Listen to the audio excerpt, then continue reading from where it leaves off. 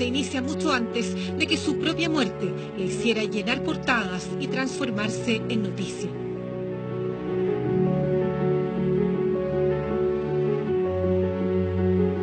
Tras el caos que se vivió en la formalización del presunto asesino de la pequeña Sofía, la conmoción por este asesinato es aún mayor ante la posibilidad que el agresor de la niña sea su padre. Viajamos a la zona para reconstruir su historia. Accedimos a documentos privados, recorrimos el centro de salud donde fue atendida, revisamos y nos impactamos con la verdadera cifra de atenciones médicas que esta niña tuvo antes de morir en el mismo consultorio, donde toda su historia estuvo siempre archivada, guardada en un cajón que a ninguno de los profesionales les interesó chequear hasta ahora, después de su muerte. Ella tenía casi 30 atenciones. ¿Cómo se explica uno que el historial de esas atenciones no haya llamado la atención, por lo menos del último médico de la lista?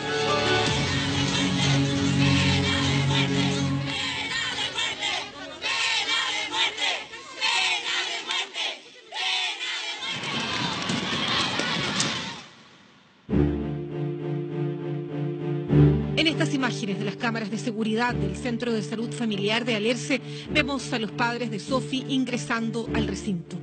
Es su propio padre quien la lleva en sus brazos para pedir ayuda. En menos de un minuto ingresan a la sala de reanimación y allí se constata no solo su muerte. Bajo su ropa se revelan los golpes y Sofi se transforma en noticia nacional. Pero la vida de esta pequeñita, a quien su padre nunca le dio el apellido, que fue golpeada y asesinada, es mucho más que eso.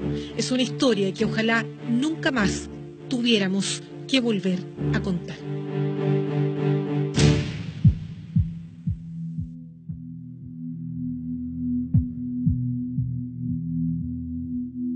La madre de Sofi se embarazó a los 16 años. Recién a los 7 meses de gestación tuvo su primer control del embarazo.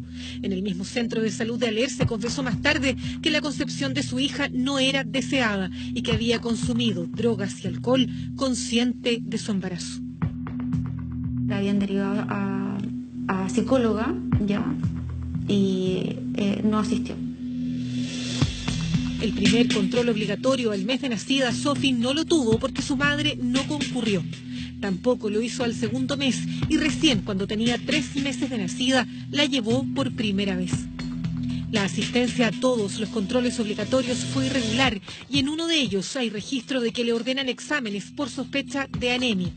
En otro se constata que la niña tiene sobrepeso. Al control del año y medio tampoco concurre, pero en paralelo se registran numerosos ingresos en la unidad de emergencia. Fueron consultas por resfrío, por fiebre, por tos, resfrío común. Tuvimos acceso a documentos que prueban que Sofi fue atendida muchas veces más de lo que se conoce hasta ahora en el mismo centro de salud, donde más tarde se constataría su muerte. Con esa información fuimos a preguntar a la dirección del consultorio. Durante el año 2016, ¿hubo atención en emergencia? También hubo, y también son numerosas. ¿Cuánto? ¿Ya? 14 atenciones. ¿Solo durante 2016? Sí. Y 15 ahora durante 2017. Exacto. Entonces había un registro de que ella tenía casi 30 atenciones. ¿Cómo se explica uno que esas atenciones y el historial de esas atenciones no haya llamado la atención, por lo menos del último médico que la vio en urgencia? Porque ese médico, el último, ni todos los que la vieron tienen acceso a primero un computador, ¿cierto? Porque no hasta ahora, ¿cierto?, no teníamos implementado el sistema informático donde el médico hace la evolución clínica del paciente y puede ver los registros de las atenciones anteriores. ¿Cuál es la importancia de contar con un registro de historial médico disponible en línea para ser visto cada vez que un paciente se atiende? Si yo, un médico que la atiendo, la vez número 29, debería haberme llamado la atención. Aun cuando haya sido por resfriado, da lo mismo, da lo mismo, porque ahí en ese minuto lo que debe ocurrir es eso genera una alerta y ese médico de urgencia que probablemente no se vincula en el día a día con el resto de los profesionales del CESFAM, ¿cierto? tiene que informar o a esta dirección o al jefe de sector, ¿cierto?, de que atendió a una niñita, no sé, pues la vez número 20. Entonces, ¿para qué? Para que la vayan a visitar. Pero no teníamos esa opción. El sistema de registro de atención clínica en línea está implementado en todos los consultorios de Puerto Montt. En este, en cambio, acaba de comenzar la marcha blanca ahora, justo después de la muerte de Sofía. La muerte de Sofía no solo revela las grandes fallas del sistema, como la inexistencia del registro electrónico de atenciones en urgencia. Este horroroso asesinato también desata la furia de los habitantes de esta zona.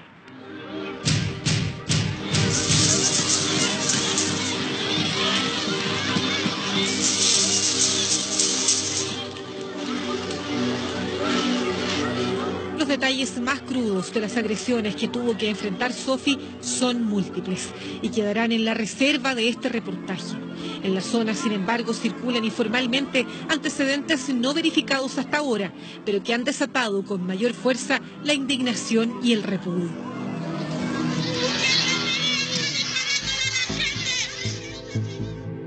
El informe del perito a cargo del caso permite a la Fiscalía formalizar el imputado por parricidio y maltrato relevante. Se añade el delito de violencia intrafamiliar porque golpeó a la mamá de Sofía. El informe, sin embargo, no hace referencia a delitos de tipo sexual instalados ya en la conciencia colectiva de toda la ciudad. Esta menor presentaba lesiones y rasgos de haber sido violentada sexualmente. El tribunal determinó que este caso se investigue durante 5 meses y decretó prisión preventiva para el imputado. Los asistentes, principalmente las mujeres indignadas por el asesinato, interpretan erróneamente que este plazo es una condena y así se desata la furia.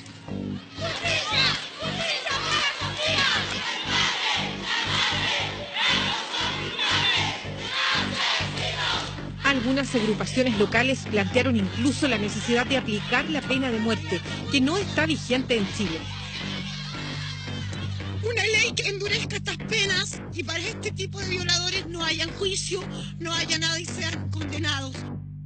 Además de las acciones del Ministerio Público, el municipio de Puerto Montt, entidad de la cual depende el Centro de Salud de Alerce, presentó una querella y en ella agrega el delito de violación. El abogado a cargo de la acción judicial explica que esta querella está interpuesta en contra de quienes resulten responsables, pues a su juicio la madre también debiera ser imputada. Creo que es evidente que hay una situación de responsabilidad de ella. No puedo en este momento, porque los antecedentes que para esta investigación no lo indican, establecer una situación directa de ejercicio de agresión de ella sobre la menor, pero evidentemente hay una situación de negligencia y descuido inexcusable y que debe traducirse, a mi juicio, en una responsabilidad penal. Camila Adriasola, la madre de Sofía, estaba al cuidado de ella cuando la llevó a urgencias por una quemadura en una pierna. Esto ocurrió en abril de 2017 y quedó registrado en la ficha de papel que llenó el médico de turno y que hoy guarda el centro de salud junto al historial de la menor. La niña, ¿cierto? ¿El registro que quedó de esa atención? En eso aparece que hay una quemadura en una pierna. En el detalle del diagnóstico, que tampoco es muy decidor, dice que es en el interior del muslo izquierdo y que acá lo que se hace una curación y que es derivada para evaluación y seguir con las curaciones en Coaniquén. El documento redactado por el médico de turno no detalla las características de la quemadura, su extensión ni profundidad. ¿Y por qué se deriva a Coaniquén una quemadura? Es por el grado de profundidad que pueda tener esa herida o para que lo pueda evaluar un especialista en quemadura y pueda determinar efectivamente un tratamiento más adecuado. O sea, entendemos que si esto hubiera sido una quemadura leve o simple, ¿no se deriva a Coaniquén o todas se derivan igual? No. Tiene que haber sido de alguna característica que el médico consideró que fuera evaluada por un especialista y que pudieran hacerle un tratamiento adecuado. Aunque evidentemente no era una quemadura simple, el médico no deja registro sobre la explicación de la madre. ¿Por qué? Creo una situación así es obvia la pregunta y cómo se quemó, ¿ya? Eso es lo que no hizo el registro, ¿ya? Ahora, en salud para nosotros lo que no está registrado no se hizo. ¿ya? Entonces, por eso es que hay que hacer esta investigación y hay que hacer la auditoría correspondiente. El médico de nacionalidad cubana ya fue desvinculado de este centro de salud. La dirección asegura que fueron otras las razones de su salida. Meses después de la quemadura, Sofía es atendida por otra lesión de gravedad. Se le ordenan exámenes porque la madre declara que sufrió una caída y que presentó convulsiones. Dice la mamá que iba corriendo porque en el fondo la caída es con velocidad. Eso pone el médico. Y con eso, y ahí se pegó, relata que se pegó en la cabeza. ¿Ya? No, se cayó y se pegó con el suelo, imagino yo. Ya no hay más detalles. En otras atenciones de emergencia previas hay al menos 2 registros de convulsiones. Sin embargo, nada de esto llamó la atención de los profesionales. El médico que está en SAPU no tiene acceso en línea, ¿cierto?, a ver todas las atenciones que tuvo la niña. Más del 90% de la población que se atiende en este centro de salud familiar de Alerce es vulnerable. Su capacidad supera a las 30.000 personas y solo en los últimos 2 meses el centro ha denunciado 2 casos de maltrato infantil. Según cifras del Servicio Nacional de Menores, esta es la segunda región con la mayor tasa de delitos contra menores en Chile.